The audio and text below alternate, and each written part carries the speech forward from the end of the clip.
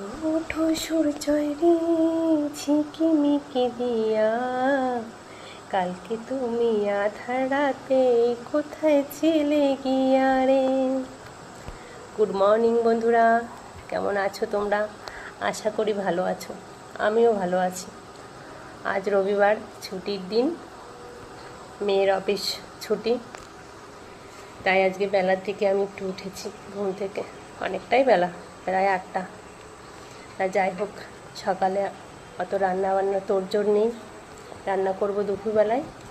মেয়ে একটু চা বিস্কুট খেয়ে আঁকতে চলে গেল, আঁকতে না মানে আঁকাতে।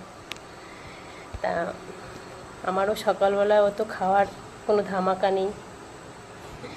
তা যাই হোক, দুপুরবেলায় রান্না করব, সেরকম একটাও কিছু হবে না। কালকে একটু মাংস খাওয়া হয়েছিল, যেহেতু আজকে রবিবার, প্রতি রবিবারই মাংস আনা হয়, আজকে আর হবে না সেটা, কেননা কালকে খেয়েছি।